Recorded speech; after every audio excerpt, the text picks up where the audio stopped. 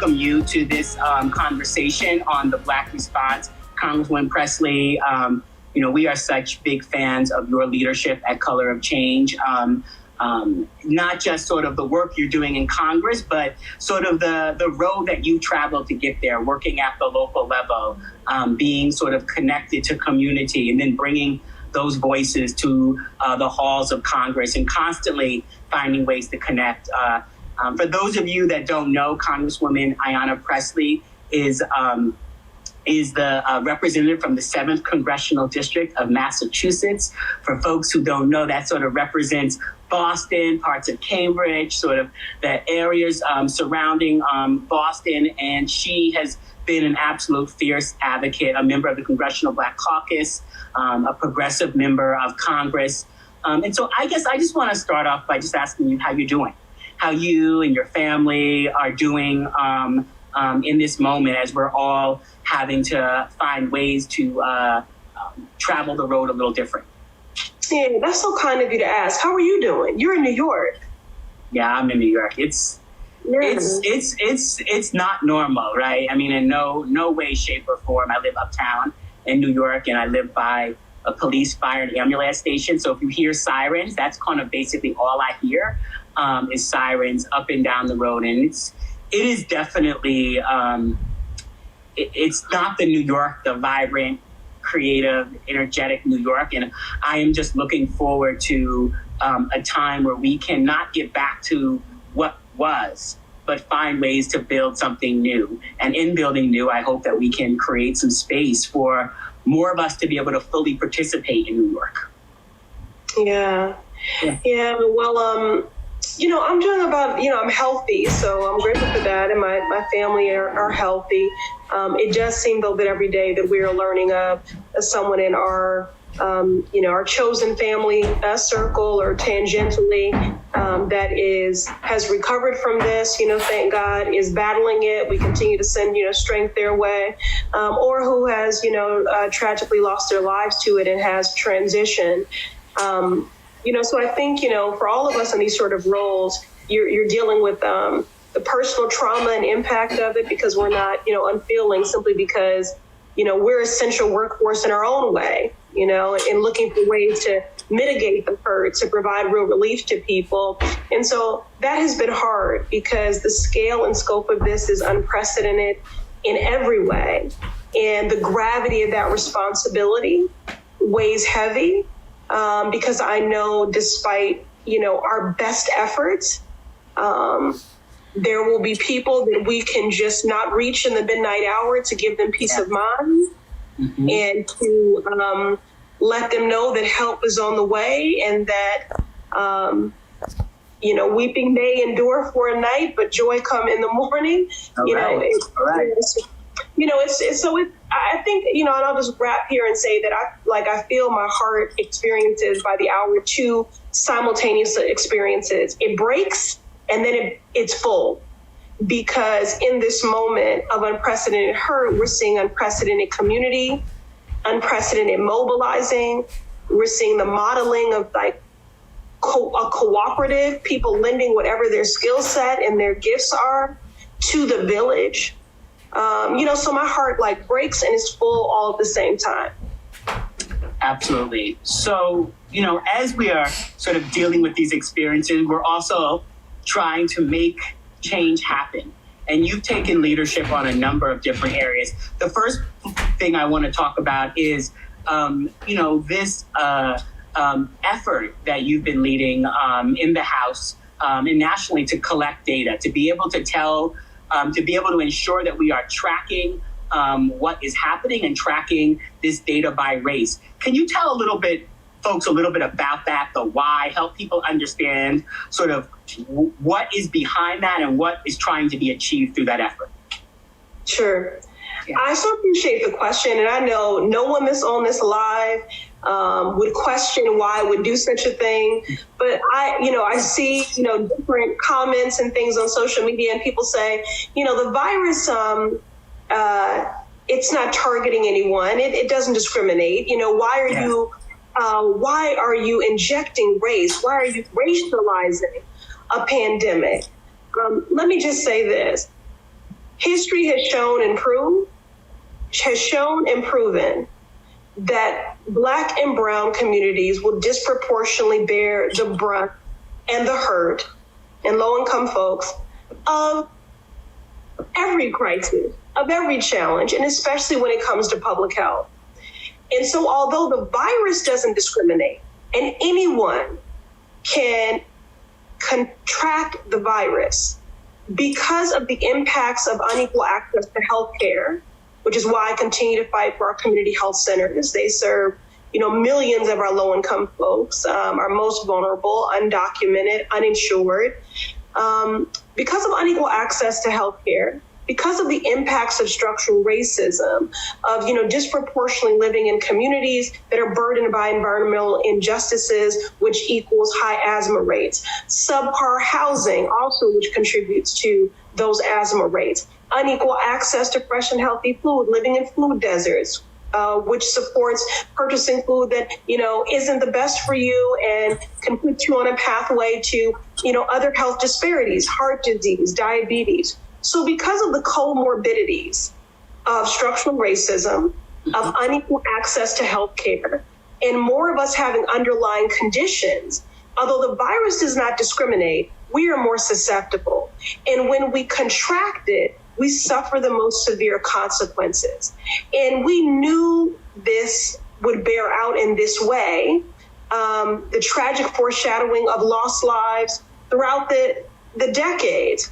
When H1N1 hit, more Black folks were hospitalized and more lost their lives tragically. And so unfortunately, because this administration threw out the pandemic handbook just because it had Obama's name on it, gutted that office, and because of their science denials, their sluggishly slow response, their criminal negligence, we find ourselves in the worst position you can be in a pandemic, and that is behind. And so in mid-March, myself, Senator Warren, Senator Harris, Robin Kelly, later Chairwoman Bass, and I have to say, 100 plus of my colleagues have endorsed this call after we initiated it. But we sent a letter to Secretary Azar, the Health and Human Services Secretary, saying start collecting racial data, disaggregate it, report it publicly, because we want to make sure that there's equitable access to testing and to treatment, right? And we know that racial disparities exist across the board. Look at the maternal mortality crisis. Yeah. We would not know that that was the crisis that it is if we didn't have the data. The data shone a spotlight on it, and now the resources are following. The first reason why I was banging that drum and demanding that is because history has shown and proved that if we don't push for that, we are on the losing and dying side, because with data comes the harsh realities and comes resources. And so this will directly inform the marshaling, the coordination, the dedication of resources, and make sure, because that which gets measured gets done, that there is an equitable access to testing and to treatment. Health and Human Services did not respond to our letter for weeks. And then several days ago, the CDC came out. They didn't call us, but they went public and said, okay, we are going to begin to collect race data. And I should add, because people said, why would you have our healthcare workers doing something so onerous in the midst of a pandemic? They are already collecting age and gender. Yes. And because they're already collecting that and reporting that, we knew that this was a pandemic that was hitting men harder. So we need that overlay of race and ethnicity. And it's not, it's very important, Rashad. It's not so that we can, lament and say, oh, the data confirms the very worst of what we assume would happen. It's because the data can save lives. Yes. Because right now we're behind, but the data allows us to get ahead of it. So now the CDC said, okay, we're going to collect the data. And then today we learned that the bill that we had introduced, the Equitable Data Collection Act, had wholesale been endorsed and included in our next relief package. So this is breaking news. This is great. Yeah, breaking news, y'all. Yes. In the last hour. And it's very important that people understand, listen, nobody's trying to say, let's mine data for the sake of mining data. This is not collection for the sake of collection's sake. This is to get ahead of this as much as we can and to save lives. And so now this will be federally standardized. Because, Rashad, there were some 30 states that were already collecting data, but most were doing age and gender. There were only 3, Massachusetts, Louisiana, and Michigan, that had begun collecting and reporting race data. And when they did that, that changed the whole conversation, right? Because you say, here's Michigan, where Black folks are, less than 14% of the population there, representing 35% of new cases and 40% of the fatalities, when we first learned that. So that data, rang the alarm. And so now we started with a letter to the secretary. They didn't respond. Then the CDC said, okay, let's do it. Some states were doing it ad hoc, but now with our language has been adopted into the next relief bill. And that means that this will be standard across the board federally. Now, what does that mean? It's also married with $1 billion in resources, Rashad, so that people have the capacity to then do the data collection and then for the resources to follow where the data is saying the hotspots are. So we see this in Chelsea, Massachusetts, right now happening. Chelsea, Randolph, Brockton, these are hotspots in Boston, Hyde Park, Mattapan, Roxbury, Dorchester. Chelsea is the first such case study where once we knew the data, now the National Guard is there supporting food insecurity. Now we have resources in there to provide alternative housing so people can quarantine. I talked to one family, Rashad, 12 members in one apartment. So if someone is presenting with symptoms, how can they physically distance? Yep. Now we have the resources to provide that alternate housing so that people can quarantine. We can also do contact tracing. And that is really, really key because we cannot overcome this pandemic if we're not getting ahead of it. The data allows us to get ahead of it, gives us the resources to focus on the hotspots, and now we can do things like mobile testing units. We can put more money into our community health centers so they can be testing sites, and we can do contact tracing. So this is a huge victory, and it is going to save lives. And I'm so grateful for my colleagues, the CBC, for Senator Warren, for Senator Harris, for Chairwoman Bass, for Representative Kelly, and the 100+ colleagues of ours who endorsed that. And also, and I have to say Representative Lee, because she's a part of leadership, she's at the table, and she fought hard for that language to get in there. That is great. I mean, it does represent the kind of the vision and possibility when we have people at the table who are bringing these ideas forward. You are one of those representatives that I love because you recognize the role of inside outside. That, I'm seeing all of these comments that I couldn't agree with more. Representative Pressley is the truth. We love her. And then those of you on the inside need folks on the outside to do things. And so I'd love for you, as people are praising and pushing and demanding and hoping for our leaders to kind of bring forward these things. What do you need from the people, right? Because this is not a passive effort, but an active effort. So what do you need? Yeah. Well, what I need is for everyone to go to www.theblackresponse.org. Okay? Yes. We need you to follow the work of Color Change. We've been on calls the last couple of days launching with a cohort of many other brothers and sisters and allies in solidarity, an emergency action plan. Yep. And everyone who's a part of this live, Rashad can talk more about that as well. But the point is that by accessing the toolkit, you can do things like send letters to your governors, follow up with reps. You can use that toolkit to amplify things on social media. I mean, I was saying on a call the other day, and believe me, it drives my staff crazy that I get in those mentions, right? And, I'm not going to show up for every fight. But, I saw folks saying that they were being critical of those of us who characterize ourselves as activists and saying, that's what's wrong with Congress right now, is that we need more lawmakers, not activists. And I couldn't disagree with that more because I am a lawmaker and with a capital L. I went to Congress to lawmake. Policy is my love language, and I go about that with a bold activist spirit, with that inside outside game, because under this administration, the times we find ourselves in, closed mouths do not get fed. That's always been true. Yes. But also, you have got to organize. You have got to mobilize. I am only as good. We are only as effective and successful as the will of the people.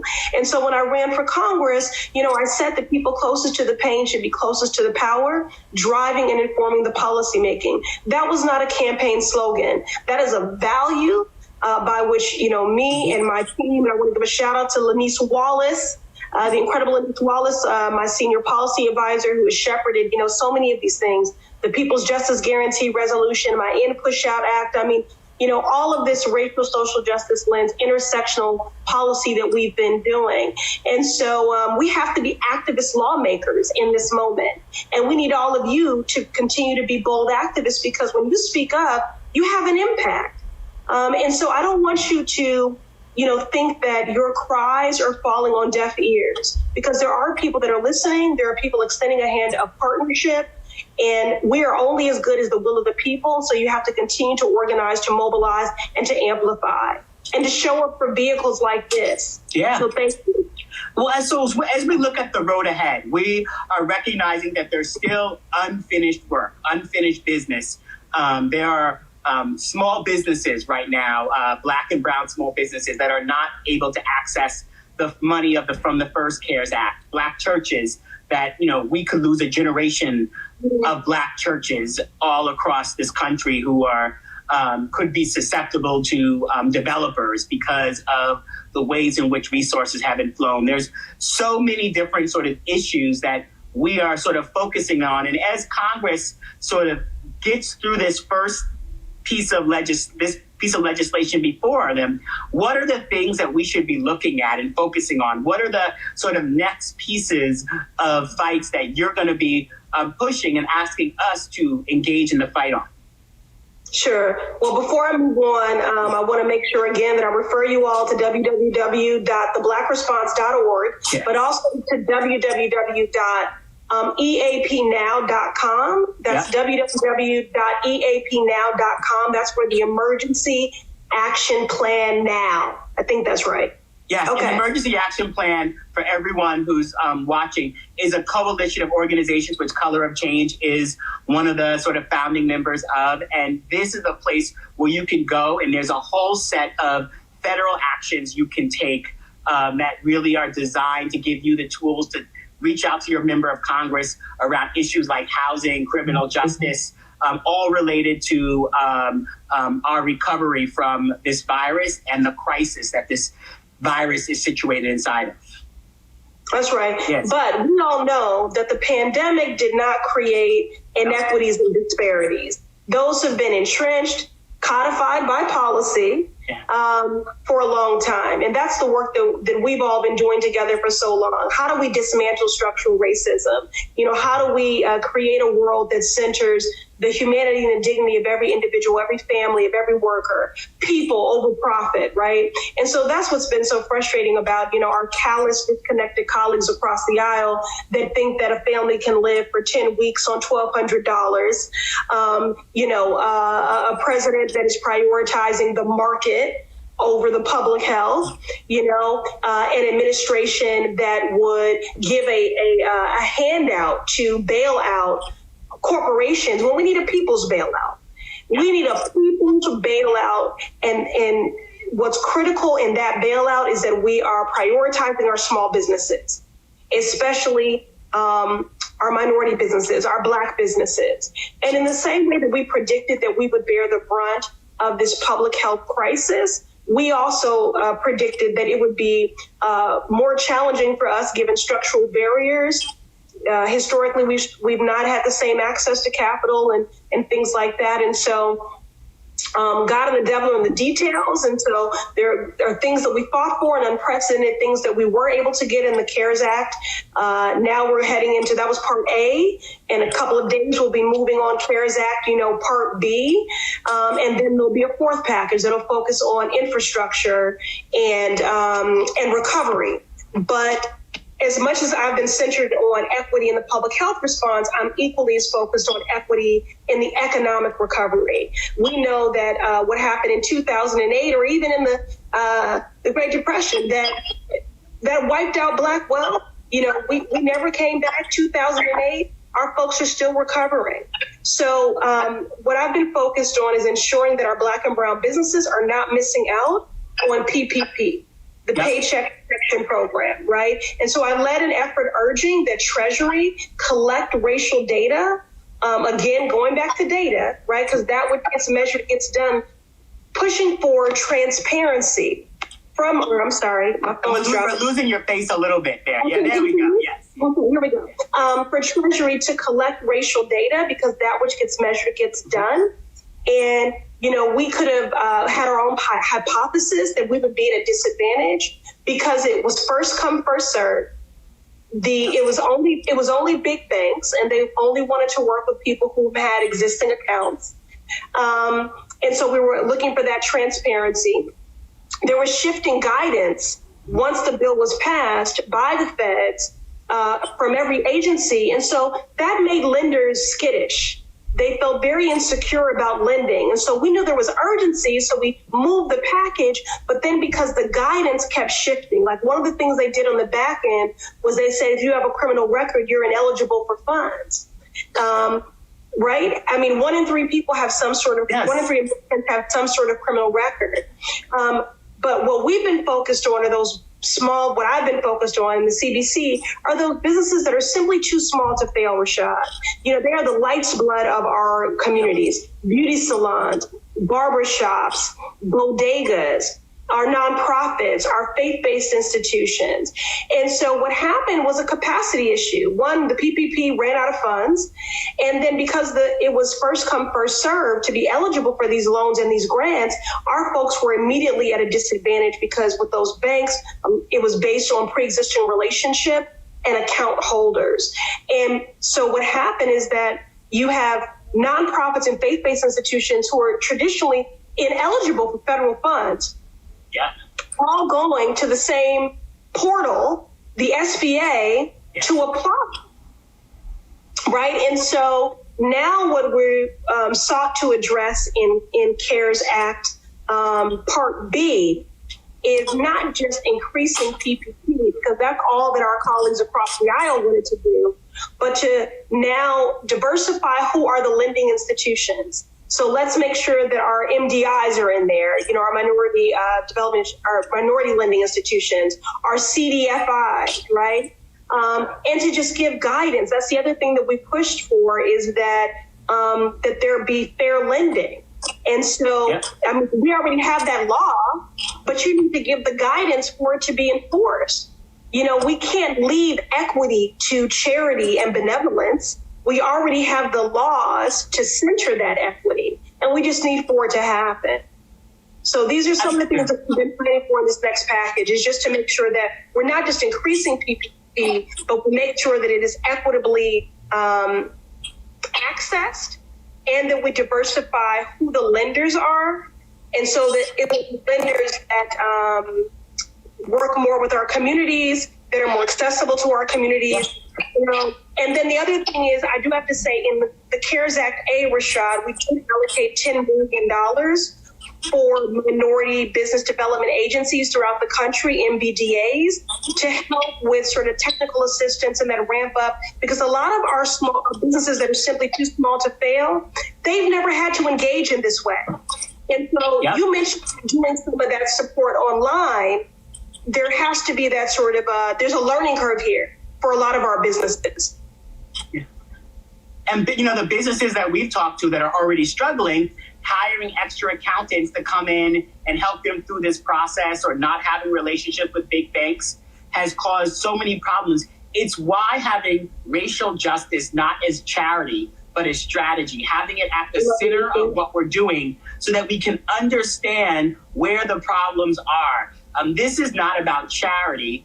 This is about justice. And I think it is so important that we have leaders like you in there. And I hope that this is one of many conversations we will have, that we can keep folks updated. We're going to save this video and pin it on our other platforms so that we can continue to use this moment to educate people about what they should be doing, where they should be going, how to take action, because that is so critical. We just can't be aware. We have to act. And I would love it if you had any parting words to the folks who are watching right now, who need to continue to get our marching orders. Sure. And this will be the first of many because unfortunately, sadly, we'll be in this fight for a long time and we are going to keep fighting. We won't stop fighting. You know, Congress has already moved on 3 relief bills. We'll move on Part B to the 3rd one in a couple of days and then a 4th one that will focus on infrastructure and recovery. But, you know, despite our best efforts and the callousness of our colleagues across the aisle, our immigrants were left behind. We did nothing for the undocumented and the uninsured. There's still so much we need to do. I'm going to continue to fight for dedicated funds for our minority businesses because right now we don't have dedicated funds. What we're able to do is to get the lenders diversified. But I really do think ultimately we need dedicated funds. I'm going to continue to fight for student debt cancellation. I think that has to be a part of any economic recovery, a comprehensive one, particularly because Black students are the biggest borrowers and the biggest defaulters, and most are carrying a minimum of $30,000 worth of student loan debt. That's a $1.6 trillion crisis. Continue to fight for our communities because they serve our most vulnerable. That's us. So there's a lot of work to do, a lot of fighting to continue to do. Someone did ask, what is PPP? So I don't want that to be confused because when we talk about the public health response, we're talking about personal protective equipment, PPE. When we're talking about equity and what I was referencing in our economic recovery and making sure that our small businesses, our minority, our Black businesses are getting that relief. We're talking about PPP, which is the Paycheck Protection Program.